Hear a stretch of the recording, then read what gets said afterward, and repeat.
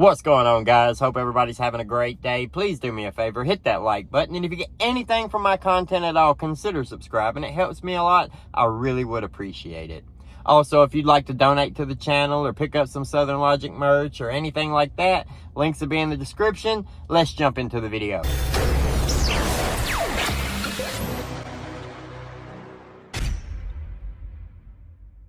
Alright, so innocent until proven guilty. What does that really mean? What does that mean to you? Because I see a lot of people putting it out, but I don't feel like anybody really understands what they're saying if they're arguing the fact that YouTubers are saying they believe he is guilty. Innocent until proven guilty is the law, right? In the court of law, you cannot be convicted of a crime until you are proven guilty. In the court of law, you are presumed innocent before the trial starts. You must be presumed innocent. Now, the reason for that is because if you already have the mindset that somebody is guilty, right? If you've already believed that they're guilty, and then somebody starts showing you evidence to back that claim, then it's not going to take much convincing for you to believe them, right? I mean, that's just common sense. I feel like everybody should understand that. But if you presume him innocent and you make sure that the person that's trying to prove him guilty has hardcore evidence that proves that fact beyond a reasonable doubt, not beyond any doubt whatsoever, beyond any reasonable doubt. What's a reasonable doubt? Well, it's reasonable doubt to say, we don't know that he was at this place at this time, but it sure seems like it. But he could have been somewhere else. If he could have been somewhere else, that's a reasonable doubt. Now, if you go and say, well, he wasn't really here. That's his secret evil twin that was there that nobody else knows about but him. That's not reasonable, and nobody is expected to believe something that is unreasonable. Who gets to determine what is reasonable and what is not reasonable? You. You get to determine that. Whoever's sitting on the jury, whoever's making the decision, gets to decide, is this reasonable or not reasonable? If you don't have evidence to show something, if you don't have a reason to believe something, then you shouldn't believe it.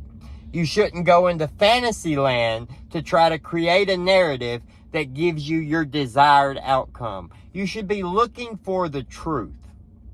A news station is here to report the news, report the facts.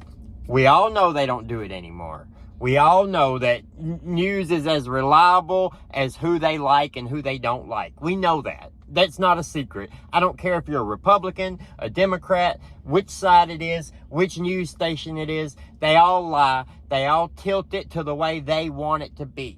But what they shouldn't ever do is take a man who is supposedly presumed innocent and paint him guilty. They should never do that. They should never speak as if he is guilty before he is found guilty. But that's a news station. That's not a YouTuber. That's not an individual. I'm an individual. I have a YouTube channel. I'm not a news station. I'm not breaking news. Can we at least agree on things like that? I care about what's related to the case and what's being reported and what the facts are. The fact that he was arrested, the fact that the cops believe he is guilty should have absolutely no bearing whatsoever on what you believe. Because they could arrest you tomorrow and say they believe you did it. And if you're giving that much credit to them just saying that they think you did it, well, that's ridiculous. Your question should always be, why? Why do you think he did it? And then they can give you their answers. In this case, there's a gag order. That's annoying, right? That's bullcrap, right? That's bad for the defendant because now all we know is that this person is accused of this crime by a powerful source, the government, but he's not allowed to speak on it. His family's not allowed to speak on it. The people involved, they're not allowed to speak on it. The only narrative we're allowed to have is what that government source who's accusing this person wants to say. or allows you to say. That's why people have such a big problem with the gag order. But guess who doesn't? Guess who has absolutely no issue whatsoever with the gag order? Bryan Kohberger. He wants the gag order to stay. Why does he want the gag order to stay? Because the facts of the case look bad for him. Bryan Kohberger leaves his home at 3 a.m. the morning the murders took place. He heads in the direction to go toward Moscow, Idaho. His phone then stops pinging off the towers, which is consistent with the phone being turned off or the phone dying. Then the murders take place around 4 a.m. I'm not going for specific times. We're just trying to be, across the board here. Then his phone comes back on not long after the murders took place. He's far away from the scene, but he's made a loop. If you look back at the map, you can see where he would have went during that time. Then he goes home and comes back to Moscow at 9 o'clock that morning, and then goes back home again. Then we find out that the police found a knife sheath at the crime scene, and it had DNA on it, but we don't know whose DNA it was. Then we find out that there's a white Hyundai Elantra spotted in the area with no front tag. So they start looking for cars, and this is when they get put on Bryan Kohberger to begin with. This is when the Washington State Campus Police let them know that there's a white Elantra here with no front tag. And they had a description given to them by Dylan. We can all debate whether Dylan's credible or not, I understand, but I'm going by what the police have. Why Bryan Kohberger is accused, remember? So we have a witness statement describing a guy, average build, brown hair, bushy eyebrows. He fits the profile when they look at his driver's license. So then they start watching him. And what do they notice? They notice that he has a master's in criminal justice. They realize that he runs these Reddit surveys about crime. They realize that he's in a PhD program for criminology. So they watch.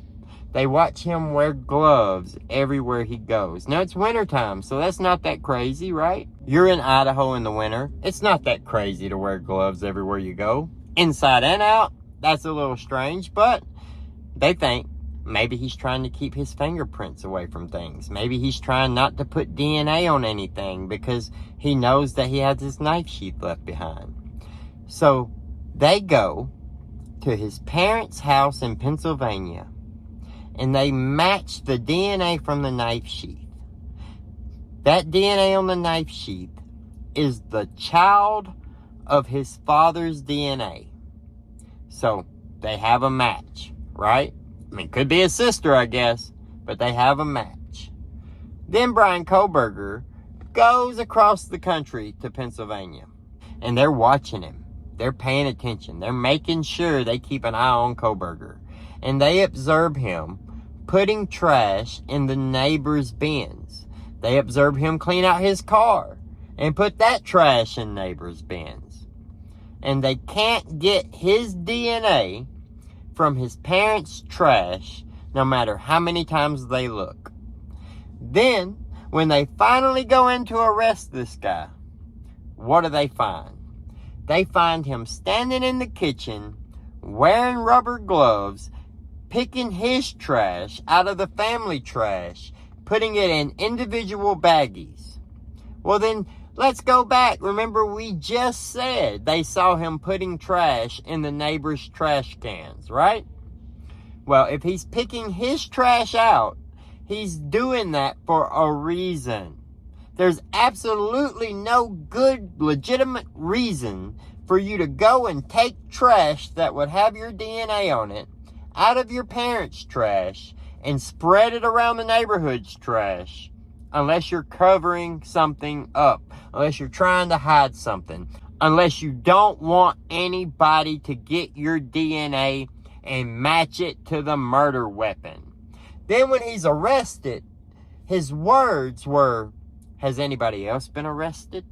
Well, that's interesting, right? Very, very interesting. Caused the internet to blow up. And then you have all the people who say, well, he's guilty. He's guilty because the police accused him of doing it. They have this evidence against him. They wouldn't arrest him if he wasn't connected. They have to do this. They have to meet this standard. They have to do that. So he's got to be guilty, right? No. You can be arrested for crimes you didn't commit. Just because police believe you committed a crime doesn't mean that you did indeed commit that crime.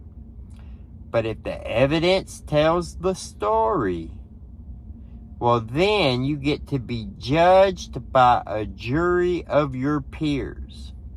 And when those peers look at this evidence and it looks so clear that you committed these murders, when they find the motive, the means, and the opportunity all are met, when the whole picture starts to come together and they're able to make a decision, that's when you're guilty or not guilty.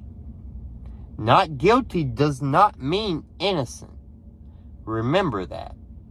Not guilty means they couldn't prove that you're guilty.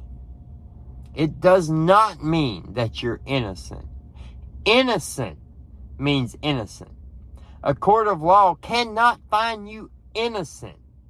They can find you guilty because they were able to prove that you were guilty to those 12 jurors beyond any reasonable doubt. Or they can find you not guilty because they were not able to prove to those 12 jurors beyond any reasonable doubt that you were guilty. Let me know what you guys think about it down in the comments below. Like the video. Subscribe to the channel to see more. Hit that notification bell so you'll get notified anytime I post. Have a great day. We'll see you later.